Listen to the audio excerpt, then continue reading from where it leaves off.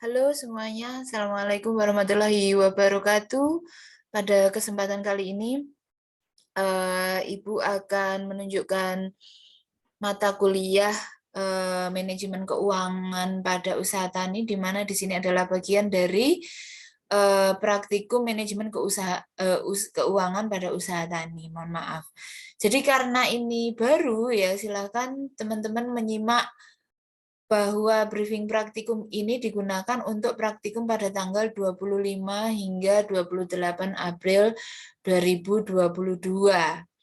Nah, pengantar dari praktikum ini adalah bahwa ketika kita akan melakukan sebuah bisnis, ya termasuk bisnis usaha tani dan bisnis kelayakan usaha tani tahunan atau semusim yang sudah dijelaskan minggu lalu oleh Bu Heptari, kita harus pandai berhitung. Oleh sebab itu, Anda bisa menjelaskan atau menegaskan ini terlebih dahulu kepada praktikan Anda.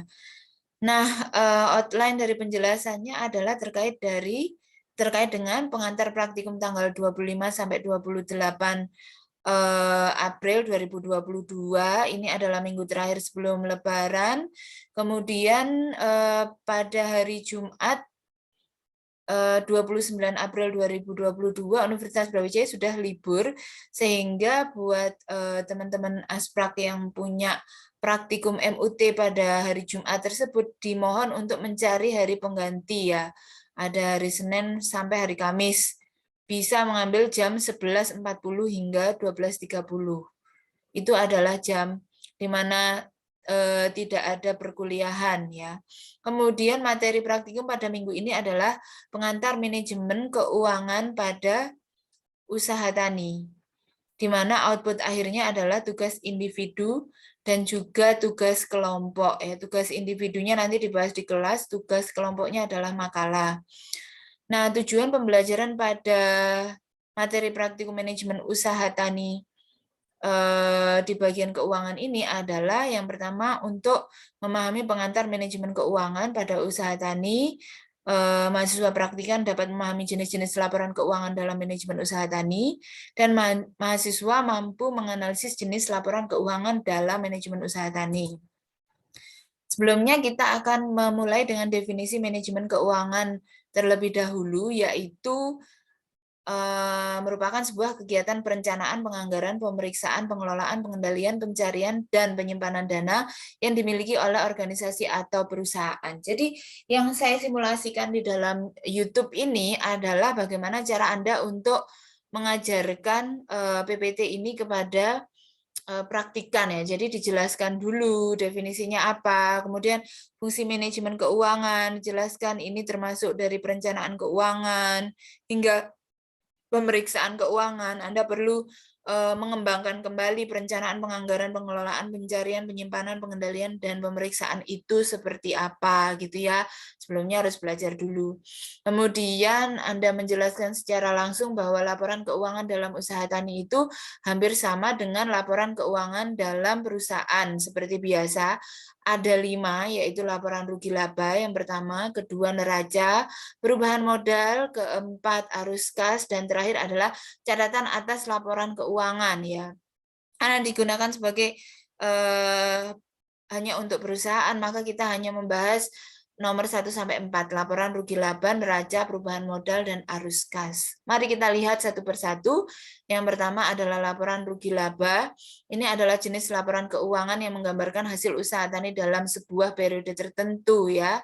Kemudian dalam laporan rugi laba dapat terlihat jumlah pendapatan, sumber pendapatan, jumlah biaya, dan lain sebagainya.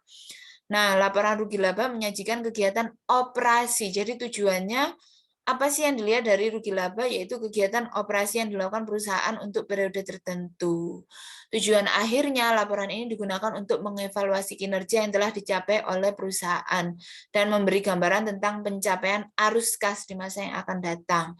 Nah, ciri khasnya laporan rugi laba itu tadi kan disampaikan tujuannya adalah untuk menggambarkan keberhasilan dan kegagalan operasi perusahaan dalam upaya mencapai tujuannya. Maka isi laporan rugi laba ini terdiri dari pendapatan, biaya, laba atau rugi. Namun demikian, usaha tani itu sebetulnya hampir sama dengan perusahaan ya. Tapi bedanya kalau perusahaan kan ada barang dan jasa ya. Tapi kalau usaha tani biasanya hanya merupakan perusahaan barang atau perusahaan yang menghasilkan barang, yaitu hasil usaha tani, hasil tanamannya. Kemudian ini adalah contoh laporan rugi laba, ada pendapatan, beban, atau biaya. Jadi kadang tuh biaya disebut sebagai beban ya.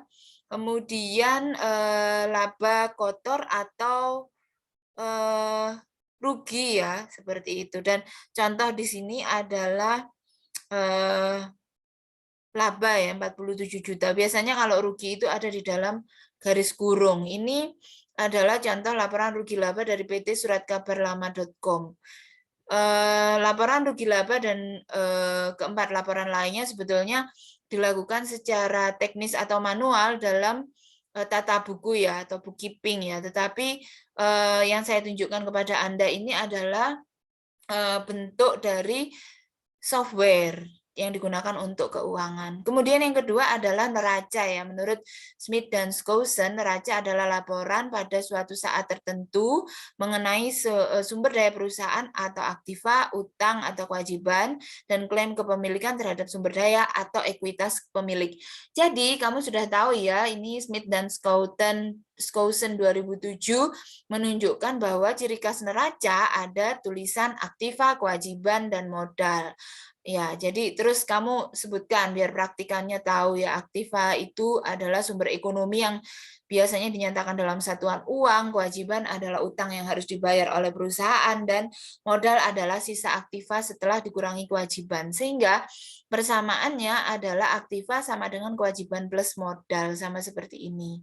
Ini adalah contoh dari neraca ya, aset sama dengan kewajiban dan modal. Kamu bisa melihat di sini asetnya adalah 200 juta ya, kewajibannya di sini ada hutang PPN, hutang pajak, dan modalnya ada modal saham dan tambahan modal di setor seperti itu. Nah, ini sebetulnya harus sama ya, aset 200 juta, maka kewajiban dan ekuitas harusnya sama-sama 200 juta walaupun hasil di kewajiban dan ekuitas tidak sama ya. Nanti Anda bisa melihat di contoh lainnya. Kemudian ada laporan perubahan modal. Laporan ini berisi jumlah dan jenis modal yang dimiliki pada saat ini. Ini menjelaskan perubahan modal beserta sebab-sebab terjadinya. Nah, kamu jelaskan secara detail dulu, kemudian kamu berikan kata kuncinya ya, bahwa laporan perubahan modal bermanfaat untuk mengidentifikasi penyebab perubahan ekuitas pemilik perusahaan atas nilai aktiva yang menjadi haknya. Ini adalah contoh laporan perubahan modal ya. Ada ciri khasnya itu adalah menunjukkan adanya keterangan atau akun-akun yang sesuai dengan modal, kayak modal saham ya, laba ditahan, dividen, pendapatan komprehensif, dan ekuitas lainnya. Seperti itu. Ada debit, kredit, dan juga saldo akhir. Yang keempat adalah laporan arus kas ya. Di sini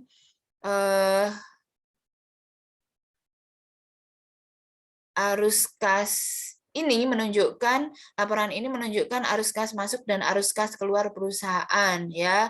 Dan definisinya ini adalah ringkasan mengenai penerimaan dan pembayaran kas dari sebuah perusahaan dalam jangka waktu tertentu. Sumber laporan arus kas itu ada bermacam-macam, misalnya dari hasil kegiatan operasional perusahaan dan lain sebagainya. Ciri khas dari laporan arus kas ini adalah adanya 3 kelompok, misalnya aktivitas operasional, investasi, pendanaan, atau pembiayaan. Kamu baca ya, kamu jelaskan. Ini adalah contoh dari laporan arus kas ya, ada aktivitas operasional, aktivitas investasi, dan aktivitas keuangan. Nah, setelah kamu jelaskan, selesai menjelaskan, maka Anda harus masuk ke dalam soal aktivitas. Analisislah laporan keuangan berikut dan golongkan apakah termasuk laporan rugi laba, neraca, perubahan modal, atau arus kas. Nah, ini adalah laporan keuangan. Kamu kasih waktu mereka 5 menit ya. Silakan ditunjukkan ini laporan apa, kemudian alasannya apa, bisa dijawab oleh lebih dari satu mahasiswa. Oke, ini laporan keuangan A. Karena di sini ada aset, kewajiban, dan ekuitas, maka ini adalah disebut sebagai apa? Neraca ya. Kemudian yang B, ini ada laporan modal awal, laba bersih, prive. Itu adalah ciri-ciri mengapa laporan keuangan B jawabannya adalah B. Terus yang C, ini dapat dilihat bahwa ini adalah rugi laba karena ada pendapatan beban dan laba bersih. Kemudian yang D, ini kan ada aktivitas operasional, investasi, dan pendanaan, sehingga dia masuk ke arus kas. Ya, jadi seperti itu. Mereka bisa, kamu kasih waktu dulu untuk melihat laporannya, kemudian kamu kasih kesempatan mereka untuk menjawab. Kalau bisa, jangan jawab aja, tetapi juga kenapa kok ini adalah neraca perubahan modal, laba rugi, dan arus kas, karena kita akan membuat mereka untuk mengerjakan 22 laporan yang ada di dalam FNB itu tadi ya, apa perusahaan pekan itu tadi. Nah, ini adalah kesimpulan yang harus dibacakan sekali lagi oleh Asprak ya. Ingat bahwa ini adalah karakteristik atau ciri dari laporan-laporan yang harus Anda sampaikan kembali kepada mereka. Nah, ini adalah hubungan antara laporan keuangan ya. Kelima laporan keuangan tersebut tidak berdiri sendiri namun saling terkait satu sama lain. Ini akan dipelajari lebih lanjut di mata kuliah manajemen keuangan dan manajemen biaya pada semester selanjutnya. Nah, selain laporan keuangan tersebut, terdapat data keuangan lainnya seperti ringkasan biaya produksi. Ini ada di kuliah manajemen usaha tani manajemen keuangan TM5 ya, biaya overhead adalah biaya yang tidak digunakan untuk biaya produksi dan juga gaji pegawai, kemudian neraca perbandingan dan ringkasan eksekutif yang dapat Anda pelajari berdasarkan sumber lain. Nah, ini biarkan praktikan untuk mengembangkan kemampuan mereka dengan mencari cara lain untuk mempelajari jenis laporan keuangan tersebut.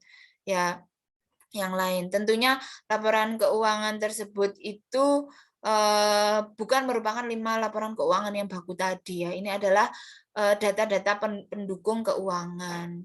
Nah, perhatikan ini slide ini hanya untuk Asprak ya. Jelaskan tugas setelah Lebaran. Tugasnya ini nanti ya. Tugas ini dinilai sebagai bagian dari lomba antar kelompok. Pemenang lomba diambil satu saja tiap kelas dan akan mendapatkan penambahan 10% poin di nilai akhir praktikum ya. Asprak dan praktikan jangan lupa presensi.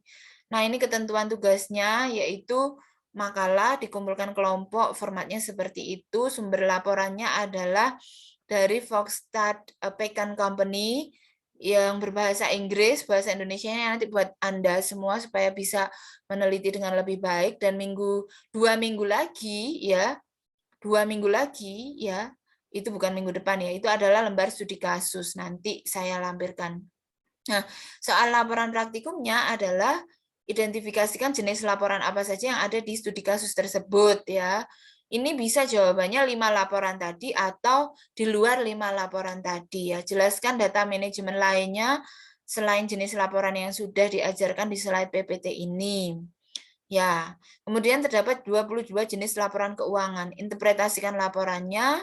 Ya, caranya adalah men-SS kemudian diinterpretasikan secara deskriptif. Sertakan dapusnya jika diperlukan. Ini jawaban laporannya ya. Jadi sumber informasi keuangan itu yang cocok dengan apa yang kita bicarakan tadi itu adalah neraca ya. Kemudian ada arus kas gitu juga. Sedangkan sisa lainnya itu adalah data-data tanaman dan ringkasan eksekutif ya. Jadi harapannya dari sumber informasi keuangan itu mereka bisa mendeskripsikan ya kalau neraca aktiva hartanya berapa gitu ya. Kalau ringkasan eksekutif akun-akun utama apa saja yang ada di arus kasnya dan lain sebagainya. Jawabannya nanti ada 22 jenis gitu ya. Oke. Mungkin seperti itu saja. Terima kasih penjelasannya. Selamat menjalankan praktikum. Wassalamualaikum warahmatullahi wabarakatuh.